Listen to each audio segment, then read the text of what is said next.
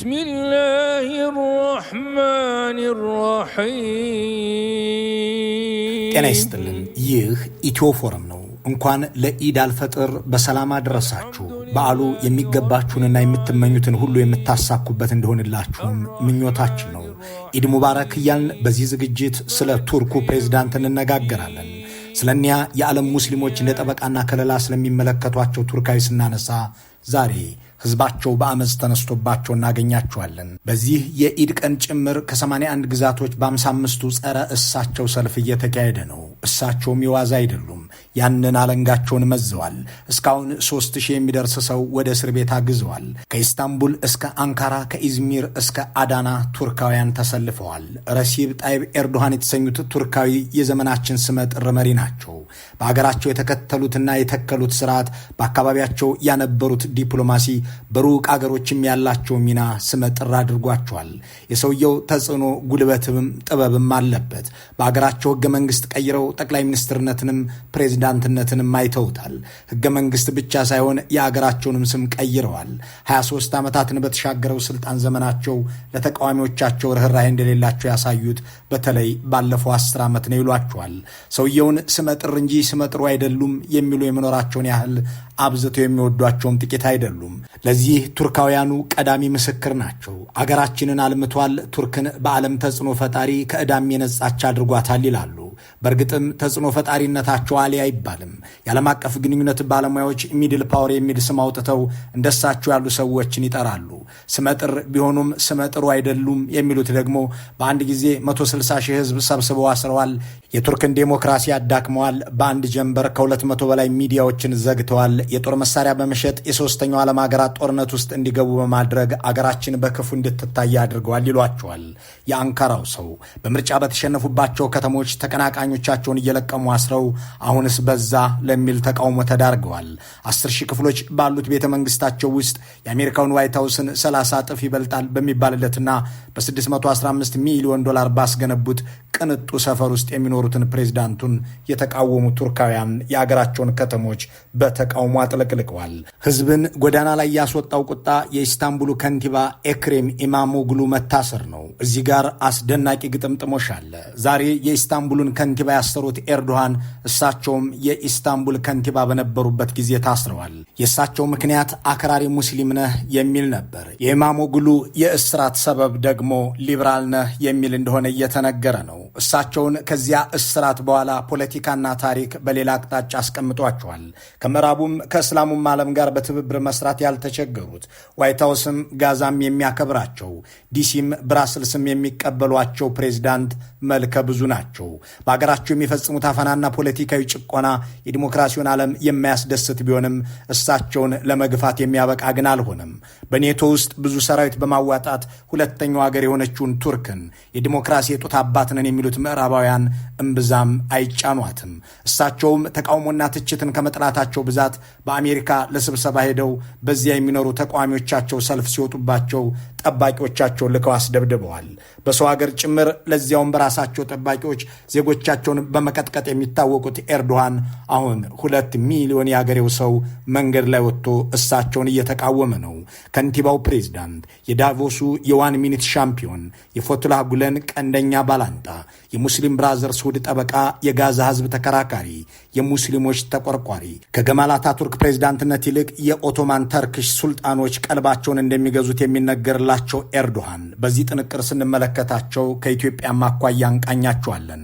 ኤርዶሃን የመጀመሪያውን 15 ዓመት ፕሬዝዳንትነት ዘመናቸውን ያሳለፉት ከኢትዮጵያ ጋር በልማትና ኢንቨስትመንት ላይ አተኩረው ነበር አገራቸው በኢትዮጵያ ውስጥ በማኑፋክቸሪንግ ዘርፍ ኢንቨስት በማድረግ የሚበልጣት ሌላ ሀገር አልነበረም እና የካዲስ በመቶ ሺዎችን ቀጥሮ የሚያሰሩባቸው የጨርቃ ጨርቅ ፋብሪካዎችን ከፍተው ነበር የአገሪቱ ፖሊሲ ከልማት ወደ ጥፋት ከሰላም ወደ ጦርነት በተቀየረበት ባለፉት 7 ዓመታት ግን እነዚህ የቱርክ ኢንዱስትሪዎች ተዘግተው የቱርክ ድሮኖች የኢትዮጵያን ሰማይና ምድር እሳት እያዘነቡበት ናቸው በመቶ ሺህ ዜጎችን የሚቀጥሩት ፋብሪካዎች ተዘግተው በመቶ ሺህ ነዋሪዎችን የሚገድሉት ድሮኖች ኢትዮጵያንና ህዝቧን እያደቀቁ ናቸው ጉዳያችን እሳቸው ናቸው ረሲብ ጣይብ ኤርዶሃን ስመ ብዙ ፕሬዝዳንት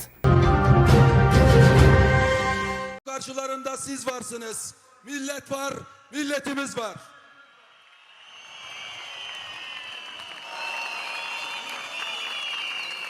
ይህ የኢስታንቡል ህዝብ በታክሲም አደባባይ የከተመው መርጦ የሾማቸውን ከንቲባውን ለእስራት የዳረጉትን ፕሬዝዳንት ለማውገዝና የታሰሩትን አስፈትቶ ወደ ቦታቸው ለመመለስ ነበር። አሁን ነገሩ ጠበቅ እያለ የመጣ ይመስላል። ጥያቄው የ71 ዓመቱ አዛውንት ፕሬዝዳንት ከስልጣን ይልቀቁ ወደሚል እያደገ ነው። ባልተቋረጠ ሁኔታ ከአንድ ሳምንት በላይ የቀጠለውና በሚሊዮኖች የሚሳተፉበት ሰልፍ በኢድ አልፈጥር ላይም ቀጥሏል። እሳቸውም እስካሁን ከተቃዋሚዎች ውስጥ ቢያንስ 3 ሺዎቹን አስረዋቸዋል። የነገሩ ዘፍጥረት መለስ ይላል። የአሁኑ ተቃውሞ መነሻ የሆነችው ኢስታንቡል ለፕሬዝዳንት ኤርዶሃን መሰረታቸው ነች። እስልምናን የተማሩባት፣ ዓለማዊውን ዕውቀት የቀሰሙባት፣ ያደጉባት፣ እጅግም የሚወዷት ግን ብቻ አይደለችም፣ በከንቲባነትም የመሯት ከተማ ነች። በዚህ ልክ ስሜታዊ ግንኙነት አለኝ በሚሏት ከተማ በ2019 ምርጫ ድል ሳይቀናቸው ቀርቷል። የኢስታንቡል ህዝብ ከእሳቸው ይልቅ ኢማሞግሉን መረጠ። ይህ ለእሳቸው መራር ሁነት ነበር ይላል ቱርካዊ ጋዜጠኛ ፖል ኪርቢ። በእርግጥ በኢስታንቡል ብቻ ሳይሆን እንደ አንካራና ኢዝሚር ባሉ ትላልቅ ከተሞችም በዝረራ ተሸነፉ። ህዝብ ኤርዶሃንን ሳይሆን ተቀናቃኞቻቸውን በመረጠባቸው በእነዚህ ከተሞች ላይ የተመዘገበውን ውጤት ፕሬዚዳንቱ በጭራሽ ተቀብለውት አያውቁም። እናም እርምጃ መውሰድ ቀጠሉ። ፍርድ ቤቶችን እየተጠቀሙ ሰበብም እየፈለጉ ተመራጮቹን ከንቲባዎች ማባረርና በምትካቸውም የእሳቸውን ታማኞች መሾም ቀጠሉ። የኢስታንቡሉን ኢማሞግሉን በ2022 የመንግስት ባለስልጣንን ሰድበሃል ብለው አሰሯቸው። ተከራክረው ከእስር ወጡና በኃላፊነታቸው ላይ ቀጠሉ። አሁን ደግሞ ሙሰኛና ሽብርተኛ ነህ ብለው የኢስታንቡሉን ከንቲባ በድጋሚ አስረዋቸዋል። በዚህ ጊዜ ነው እንግዲህ ዙፋን የሚያርድ ህዝባዊ ማዕበል ያችን አውሮፓ ኤሲያዊት ሀገር ያንቀጠቀጣት። ኤርዶሃን ይህንን ህዝባዊ ማዕበል አውግዘውታል። የህዝቤን ሰላም ልትነሱ የፈለጋችሁ እናንተ ሆይ እየተነኮሳችሁኝ ነው በማለት አስፈራርተዋል። ከ2016ቱ የመፈንቅለ መንግስት ሙከራ በኋላ የከፋ ተቃውሞ ሲገጥማቸው ይህ የመጀመሪያው ነው። በዚያን ወቅት ልትፈነቅሉኝ ነበር ያሏቸውን 160 ሺህ ዜጎች አስረዋል። ከ160 ሺዎቹ በፍንቀላው ሂደት ላይ የተሳተፉ ወታደሮች ብቻ አልነበሩም። በሀገሪቱ የትኛውም ዳርቻ ላይ ይቀመጥ ከፍንቀላው በፊት ለእሳቸው በጎ አመለካከት ያልነበረው መምህር፣ መንግስት ሰራተኛ፣ ሙዚቀኛ፣ ጋዜጠኛ፣ ነጋዴ፣ የራሳቸው ሹመኛና የትኛውም አይነት ሥራ ላይ የተሰማራ ዜጋ ሁሉ ታጉሮ ነበር። የአገሪቱ ሚዲያ ከዚያ በኋላ ተሸማቋል። መንግስታዊዎቹ መገናኛ ብዙሃን እነ አናድሉና ቲአርቲ ወደ ሳንሱር መግባታቸው ይነገራል። የግል ሚዲያ ሰበብ እየተፈጠረ ለጥቃት ተዳርጓል። ሰሞኑንም መገናኛ ብዙሃን ተዘግተው ጋዜጠኞች ወደ እስር ቤት ተግዘዋል። ሰውየው ማሰርን ብቻ ሳይሆን መታሰርንም ያስታውሷታል። ከንቲባ ሆነው ኢስታንቡልን ሲመሩ በነበረበት ዘመን የነበረው የቱርክ መንግስት ፖለቲካዊ ስራንና ሃይማኖትን መቀላቀል ፍጹም የማይፈቅድ፣ ሴቶች በህዝብ አገልግሎት መስጫ ቦታዎች ላይ እስላማዊ አለባበስ ለብሰው እንዳይገኙ የሚከለክል፣ ባለስልጣናት በፖለቲካዊ መድረኮች ላይ ሃይማኖታዊ ጉዳይ እንዳይናገሩ የሚገድብ ነበር። ኤርዶሃን ግን ከዚህ ሁሉ የተለዩ ነበሩ። ሃይማኖትና መንግስት መቀላቀል የለባቸውም የሚለውን መርህ ተከትለው የሄዱት የዘመናዊ ቱርክ አባት ገማል አታቱርክ አይመቿቸውም። ይልቁንም በቱርክ ምድር እስልምናና ፖለቲካ ተጣጥመው መሄድ ይገባቸዋል ባይ ናቸው። ተቾቻቸው እሳቸውን እንደ ገማል አታቱርክ ሳይሆን እንደ ኦቶማን ቱርክ ሱልጣኖች መሆንን ይመርጣሉ የሚሏቸውም ለዚህ ነው። እናም በዚያ የኢስታንቡል ከንቲባነታቸው ዘመን የአገራቸውን መንግስት ህግ ጥሰው በአንድ ህዝባዊ መድረክ ላይ ሃይማኖታዊ ግጥም አነበቡ። ግጥሙ መስጂዶቻችን ምሽጎቻችን፣ ቁባዎቹ የብረት ባርኔጣችን፣ ሚናራዎቹ ሳንጃዎቻችን፣ ምዕመኑ ወታደራችን የሚል ነበር። ይህንን ግጥም መንግስታዊ ስልጣናቸውን ተጠቅመው ለህዝብ አቅርበዋል የተባሉት ኤርዶሃን ለ4 ወራት ለእስራት ተዳረጉ። ከእስር ቤት ሲወጡም የፖለቲካ ፓርቲያቸው እሳቸው ሴኩላር አይደሉም፣ ሃይማኖትን የፖለቲካ መሳሪያ ያደርጋሉ፣ ዘመናዊ ቱርክን ለመገንባት ተብሎ የተጣለውን መርህ ጥሰዋል ብሎ ከአባልነት አባረራቸው። እሳቸውም ሌላ እስላማዊ ስር ያለውን ኤኬፒ የተሰኘውን ፓርቲ መሰረቱ። ደጋፊዎቻቸውም በዙላቸው። ሊቀመንበር ሆነው የመሩትን ይህንን ፓርቲ በዓመቱ ጠቅላይ ሚኒስትር ሆኑበት። ከዚያን ጊዜ ጀምሮም እሳቸው ሃይማኖትን ከፖለቲካ ማንጻት የሚባለው መርህ እንደማይጥማቸው የታወቀ ነበር። ገማል አታቱርክንም አይወዷቸውም። ሰሞኑን ያሰሯቸው ከንቲባው ኢማሞግሉ ደግሞ የተመሰከረላቸው የአታቱርክ ደቀ መዝሙር ናቸው።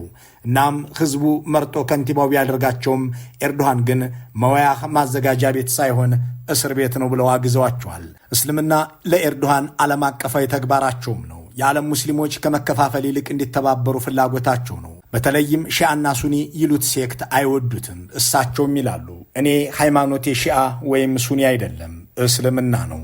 her zaman ifade ettiğim gibi As I've always said, my religion is not Sunnism, My religion is not Shiism. My religion is Islam. ሃይማኖቴ ሱኒም ሻአም አይደለም እኔ እስላም ነኝ የሚሉት ኤርዶሃን ከመደበኛው ትምህርት አስቀድመው የተማሩት ቁርአን ነው። ከማርማራ ዩኒቨርሲቲ የማናጅመንት ዲግሪያቸውን ከመያዛቸው በፊት የፕሮፌሽናል እግር ኳስ ተጫዋች ከመሆናቸውም አስቀድሞ ቁርአንን ከአሊፍ እስከ በቀራህ ድረስ ጥንቅቅ አድርገው የተማሩ ነበሩ። የህይወት መስመራቸው ወደ ፖለቲካ ሲያዘነብልም በ1970ዎቹና 80ዎቹ ቀድሞ የተቀላቀሉት ፓርቲ እስላማዊነትን የሚያቀነቅነውን ኔክመትን ኤርባክን የተሰኘውን ድርጅት ነበር። ጠቅላይ ሚኒስትር ሆነው ወደ ስልጣን ከመጡ ከ2002 በኋላ በአገራቸው እስልምናን እና ፖለቲካን የቀላቀለ አያሌ ተግባር ስለመፈጸማቸው የገማል አታቱርክ ደቀ መዝሙሮች ይዘረዝሩባቸዋል። ሰራዊቱ እንኳን ከሃይማኖት አስተምሮ ከፖለቲካም ጣልቃ ገብነት እንዲነጻ የተሰራውን ስራ ንደው እስላማዊ አድርገውታል። በመንግስት ተቋማት ውስጥ ከአለባበስ እስከ አገልግሎት አሰጣጥ ድረስ ሃይማኖታዊነት እንዳይንጸባረቅ የተጣለውን ገደብ አንስተዋል። አልኮል የማይጠጣባቸውን ሰፈሮችና አካባቢዎች ጭምር እስከ መከለል ደርሰዋል። ዘመናዊና ሴኪዩላር የሆነችን ቱርክን ለመገንባት የሚደረገውን ጥረት አኮላሽተዋል ይሏቸዋል። እሳቸው ግን በዚህ ትችት አይስማሙም። ቱርክን የእስላም መንግስት ያለባት ለማድረግ እየሰራው አይደለም፣ ይልቁንም የቱርክ ሙስሊሞች ሃይማኖታቸውን በነጻነትና በግልጽ እንዲያመልኩ አበረታታሁ እንጂ ሌላ አልፈጸምኩም ባይ ናቸው። ወዲህ ደግሞ ዝሙትን፣ በአደባባይ መሳሳምንና መሰል የአደባባይ የፍቅር ግንኙነቶችን ይከለክላሉ። ይህ ወንጀል እንደሆንላቸውም አበክረው ይመክራሉ። የወሊድ መከላከያ መጠቀምን ያወግዛሉ። ትውልድ ሊተካካና ሊቀጥል ያስፈልጋል፣ ለዚህም ወሊድ ሊገደብ አይገባውም ባይ ናቸው። ተቾቻቸው ደግሞ በአገሪቱ ውስጥ እስልምና መንግስታዊ ሃይማኖት እንዲሆን እየጣረ ነው። ከ1500 ዓመት በፊት የካቴድራል ክርስቲያኖች ማምለኪያ ስፍራ የነበረውን የሃጊያ ሶፊያን ቤተ ክርስቲያን በ2020 ወደ መስጂድነት ቀይሮታል። በዚህም የአገራችንን ክርስቲያኖችን አስከፍቷል ሲሉ ይናገራሉ። በአገር ውስጥ እንዲህ ያለ ሃይማኖታዊ ተግባራትን የሚተገብሩት ፕሬዚዳንት ኤርዶሃን የዓለም ሙስሊሞች ተከራካሪ፣ በተለይም የጋዛ ህዝብ ሞጋች በመሆናቸው ይታወቃሉ። እዚህ ጋር የዳቮሱ የ2009 የዓለም ኢኮኖሚክ ፎረም ጉባኤ ይታወስ ዘንድ ግድ ይሆናል። በስዊዙ ዓመታዊና ዓለም አቀፋዊ መድረክ ላይ ጋዛ ዘ ኬዝ ኦፍ ሚድል ኢስት ፒስ የሚል የፓናል ውይይት ተከፈተ። በፓናሉ ላይ ሁለት አይንና ናጫ ሰዎች ተገናኙ። በአንድ በኩል ለጋዛውያን መብት በዓለም አደባባይ በመሟገት የሚታወቁት ኤርዶሃን አሉ።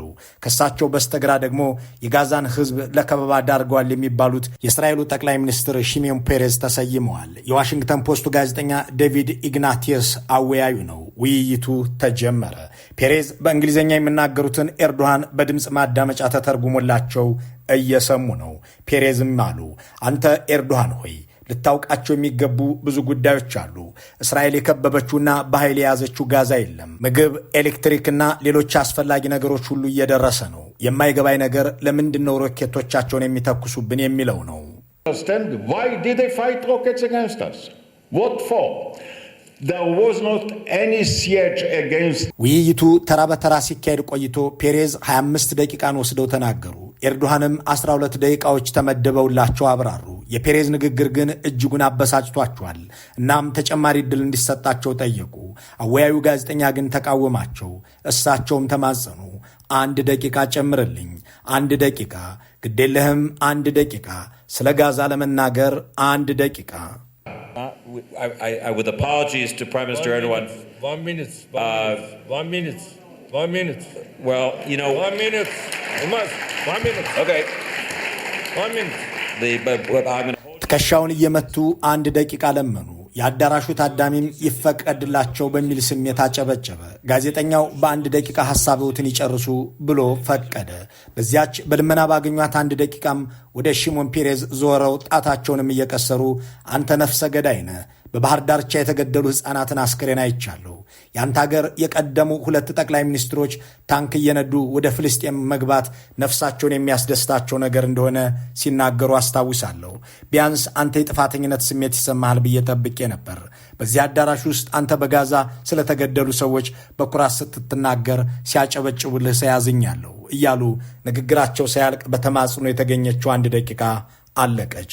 ጋዜጠኛው ክቡር ጠቅላይ ሚኒስትር ሰዓቶን ጨርሰዋል አላቸው።